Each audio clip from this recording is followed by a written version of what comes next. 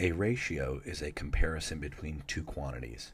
I'm going to crush approximately 9 examples to help give you a solid foundation on all things having to do with ratios. So let's go for it. Here's our fundamental example. You have 15 red marbles and 5 blue.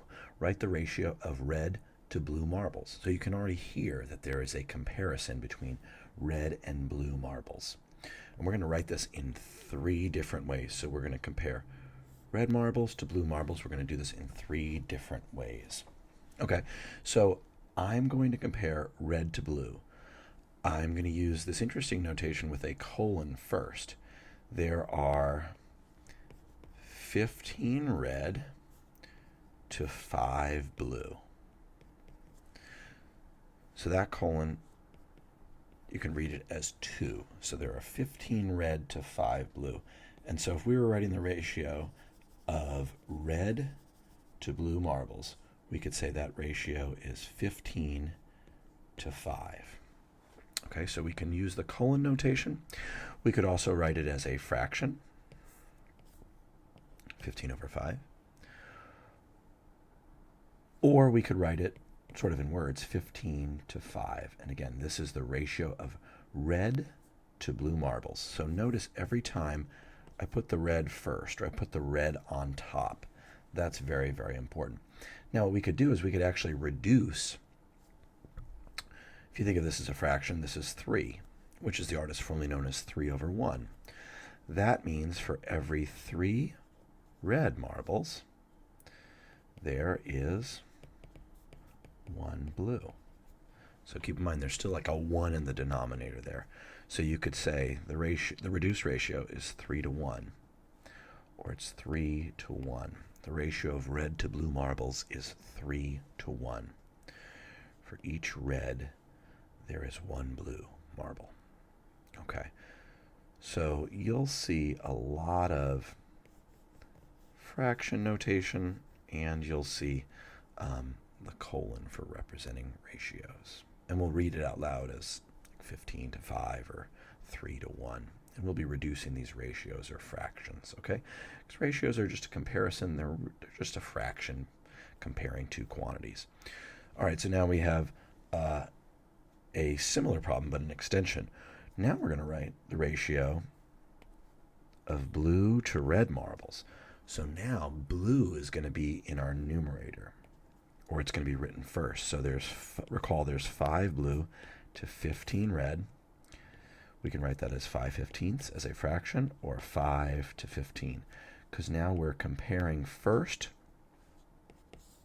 blue to the red. And then we can even simplify this. If we divide both by 5, this is a 1 to 3 ratio. That's the ratio of blue to red marbles, or that's 1/3, or 1 to 3 if we reduce that ratio in the 3 different ways we can represent it.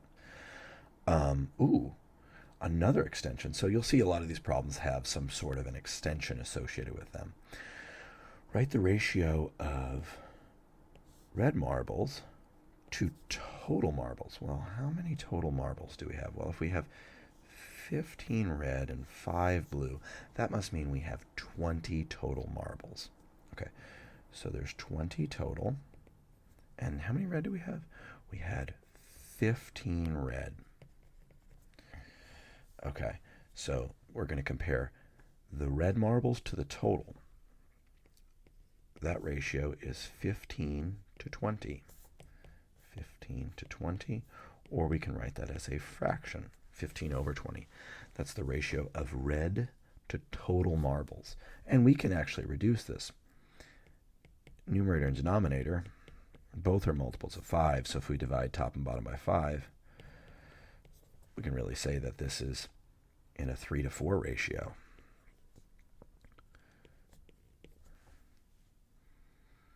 There are 3 red marbles to every 4 total marbles.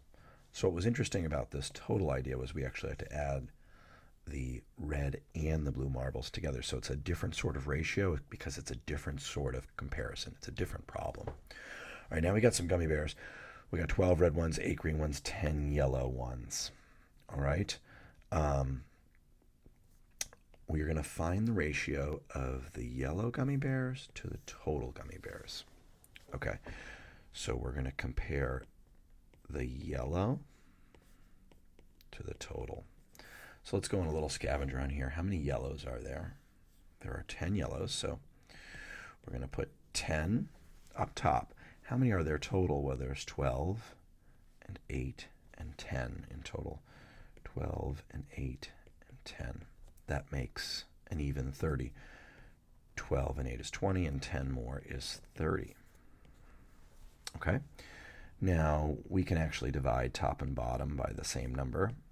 The biggest number that goes into both of them is 10. We got a nice reduced fraction here. We're in a 1 to 3 ratio. So for every, so thinking of this as like the part that's yellow, we're comparing that to the whole, the total amount of gummy bears in the bag. Every one part that's yellow represents 3 parts of the total amount of gummy bears in this bag.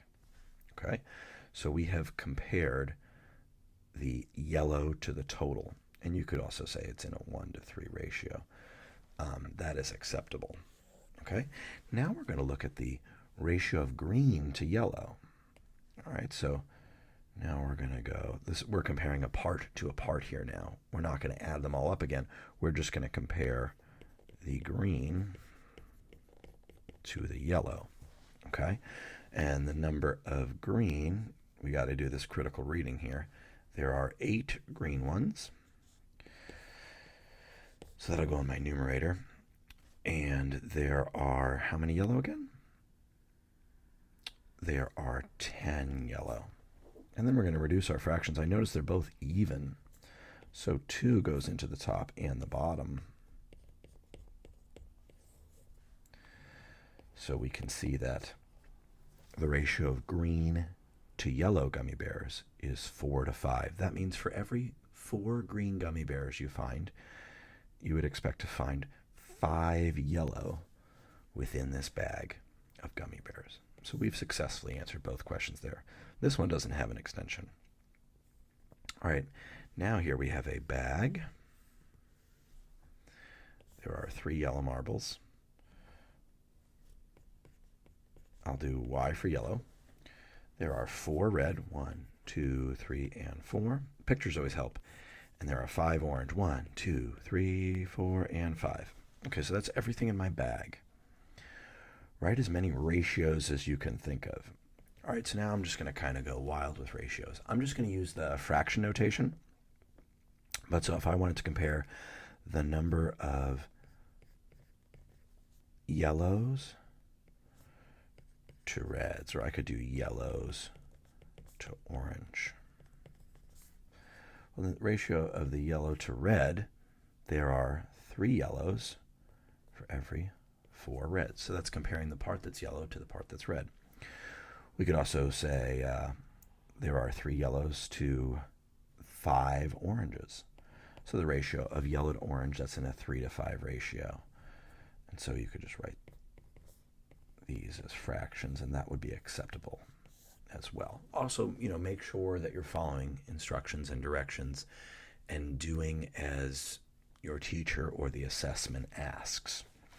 Now we can also compare the part to the whole. Let's say, what's the ratio of the number of orange marbles to the total, or the whole amount? Well, that one, there are 5 orange in this bag. Here's my bag. There are 5 O's, 5 orange, and the total there's 3 and 4 and 5. You could count the letters, or 3 and 4 is 7 and 5 is 12.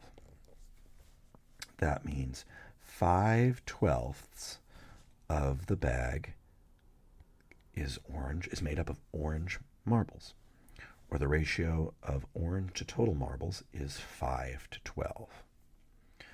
And you can just keep riffing on this. What if I said, what's the ratio of orange to red? Okay, well, how many orange are there? There are 5 orange. How many red are there? There's 4. So the ratio of orange to red marbles is 5 to 4. So just pay attention to what is your numerator, what is your denominator, what are you comparing first to what are you comparing second. And so we could keep going. We could keep going for an hour here, but I just wanted to give you a sense of all the ways that you could play with numbers with these marbles in the bag. Ooh, here we're making a summery drink.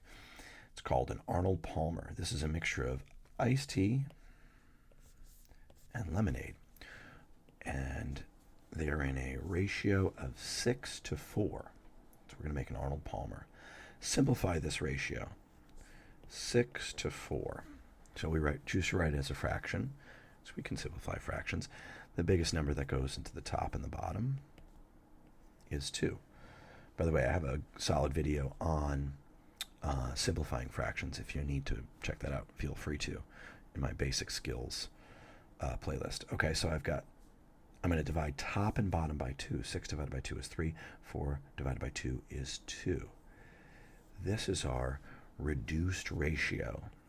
So we'll be making our Arnold Palmers to adhere to this recipe, to follow this recipe. That'll be 3 units of iced tea to every 2 units of lemonade. Okay? So what does this represent? When you are making your Arnold Palmer, if you're going to maintain this 3 to 2 ratio, that means you could have 3 gallons of iced tea for every 2 gallons of lemonade. Now you'd be making quite a lot of Arnold Palmer there, but you could also, instead of using gallons, you could say, okay, for every 3 cups of iced tea, I'll put in 2 cups of lemonade, and then you'll maintain that ratio. So this represents the amount of iced tea that you put in versus the amount of lemonade that you put in to make the Arnold Palmer. You are making breakfast. The pancake recipe calls for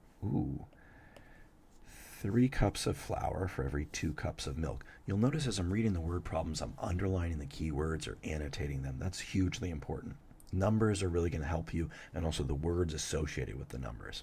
Okay, pancake recipe calls for 3 cups of flour for every 2 cups of milk. So we could write it like so. We could write it like 3 cups of flour for every 2 cups of milk. We can compare the flour to milk and say that that's 3 to 2. A lot of different ways to kind of approach this. But so we're going to really grab onto that 3 to 2 ratio. If you want to use 10 cups of milk, how much flour would you need? Well, for every 3 cups of flour, I'm going to compare flour and milk. That'll be 2 cups of milk. Now we want to know, if we have 10 cups of milk, how much flour? So flour, that's going to be in the numerator, because each time we're going to make the appropriate comparison. 3 cups of flour is to 2 cups of milk, as I don't know how many cups of flour is to 10 cups of milk. Notice how the 10 had to go in the denominator. You might be asking yourself, well, why did it have to go in the denominator? Well, it had to go in the denominator because all things milk are in the denominator and all things flour are in the numerator. You have to make sure that you maintain that correspondence. Otherwise, you'll get all sorts of incorrect answers. So you have to maintain that correspondence. So a couple of different ways to do this. I have a video on cross-multiplying fractions. You can check that out.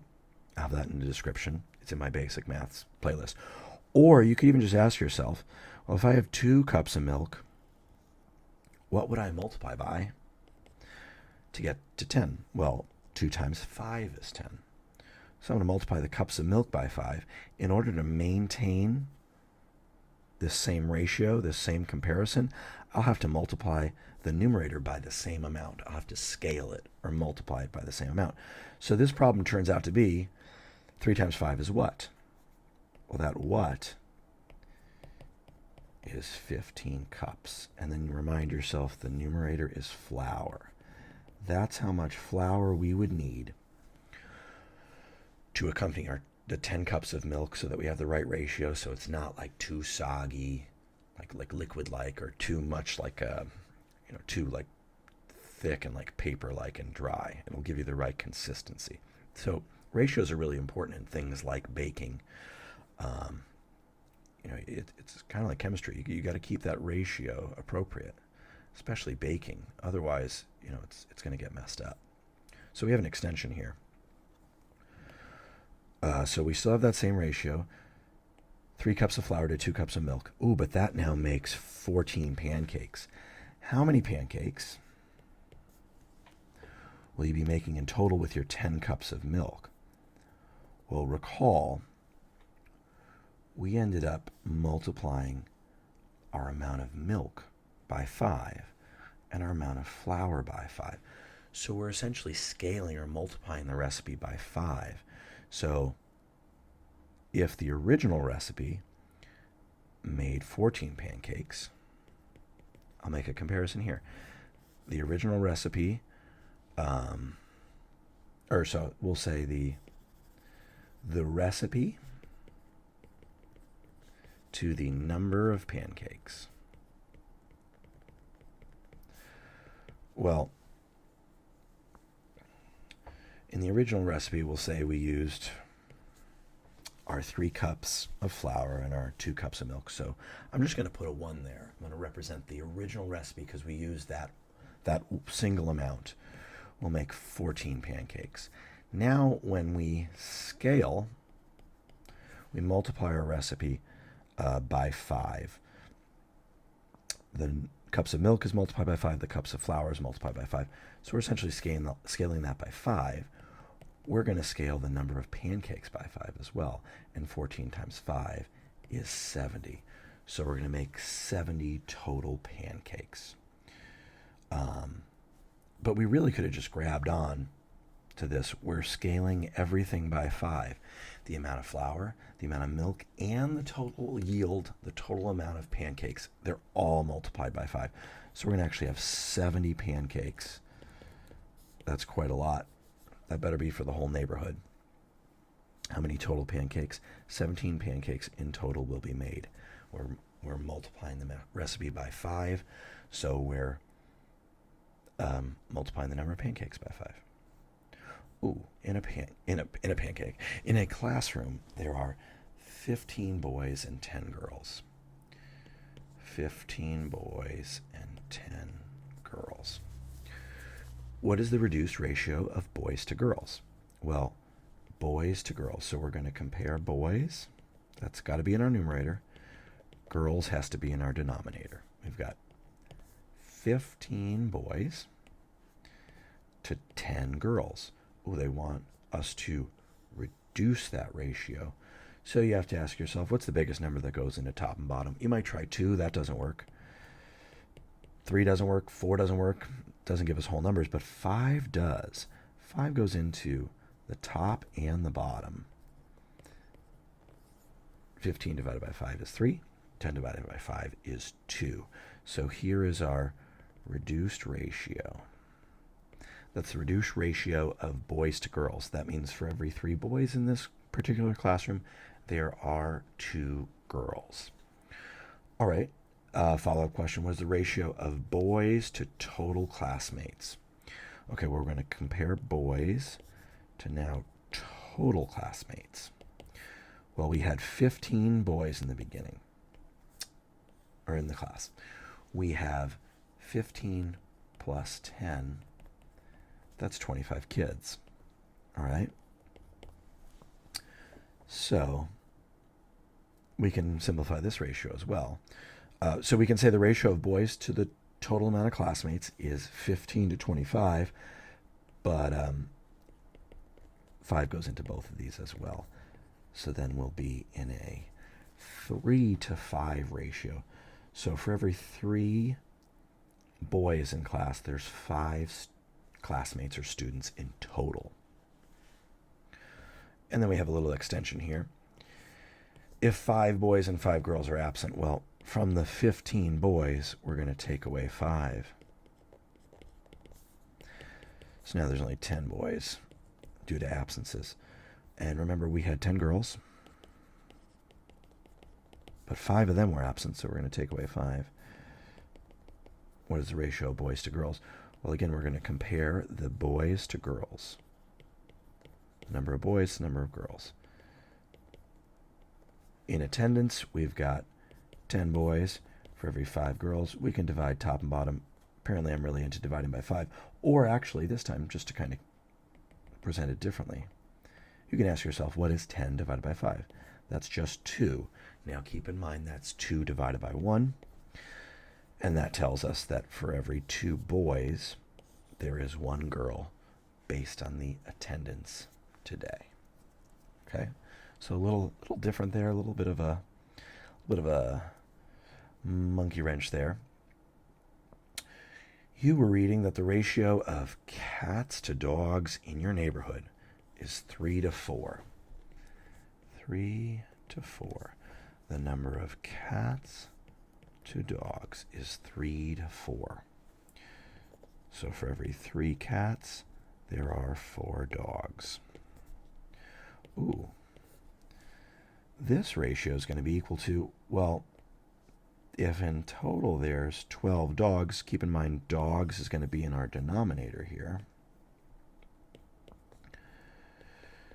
We'd like to know how many cats there are. So the unknown, the amount of cats, total cats, is in our numerator.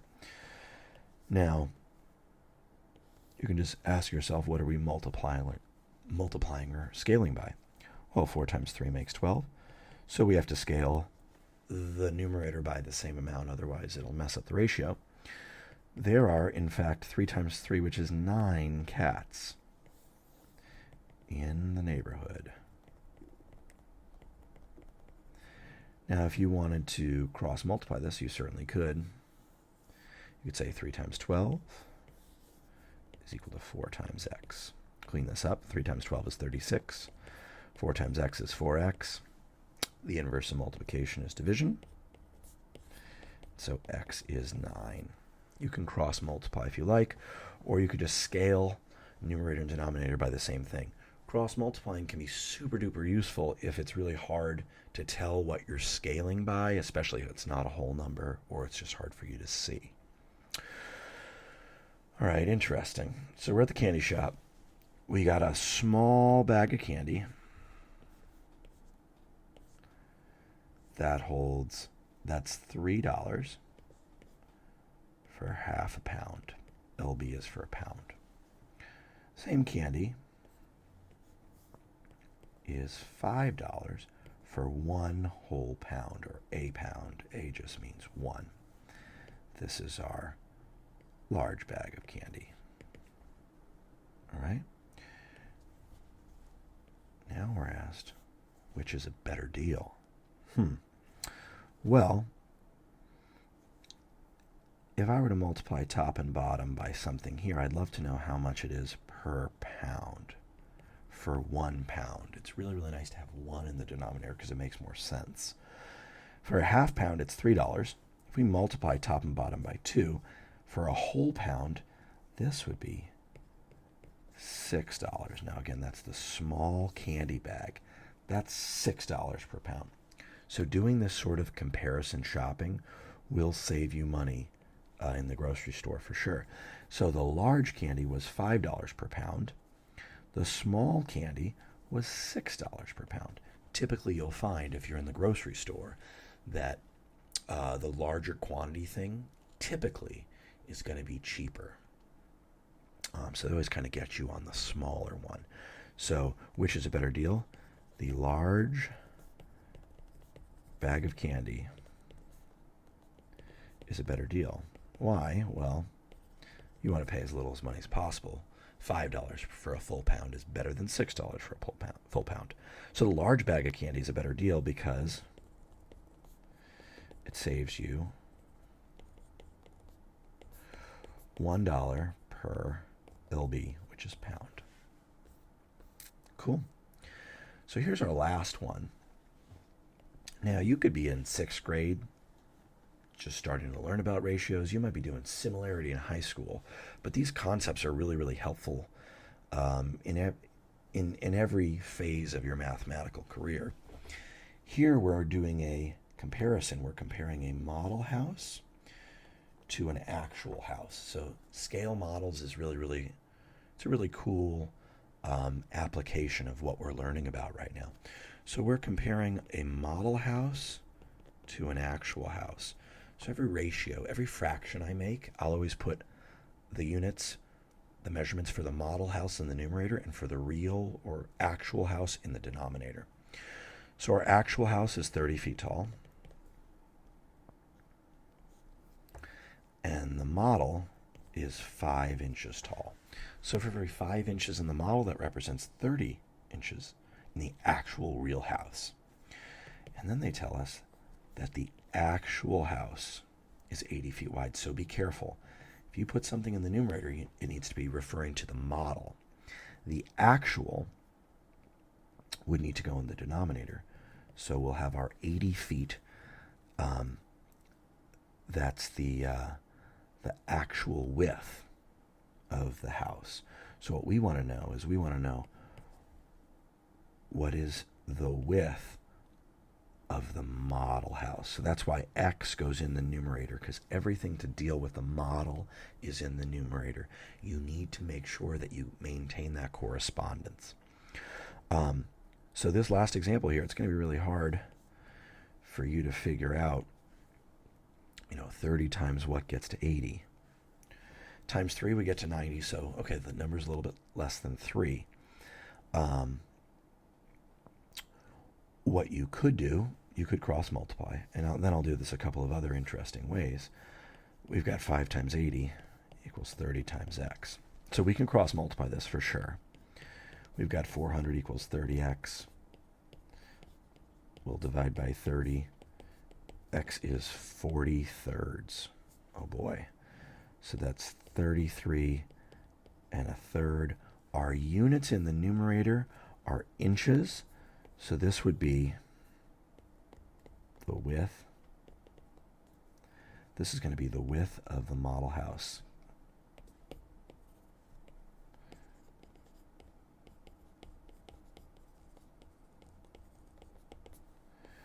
Is 33 and a third inches. Now, if I want to get super creative here, we don't have to cross multiply as long as we have a solid understanding of fractions. I could ask myself, 30 times what gets me to 80? Well, if I had a 30 in the denominator, that would cancel my 30 there. That means if I had an 80 in the numerator and a 30 in the denominator, when I multiply those two things together, that will make 80. Again, if I have multiplication by 30 and I have division by 30, that's 30 over 30. That just makes 1. And then when I multiply by 80, I get to 80. So I'm scaling by 80 thirtieths. I'll chop off a 0, divide by 10 on both. That's by 8 thirds. So now I can scale by 8 thirds. 5 multiplied by 8 thirds is 40 thirds, which gets us to our same answer again. Make sure you pay attention to units. Are you talking about red marbles or total marbles? Are you dealing with inches? Are you dealing with feet? Make sure you maintain the appropriate correspondence. And I hope this ratio video got you on your way. Thank you. Have a beautiful day. Feel free to like and subscribe. Thank you so much.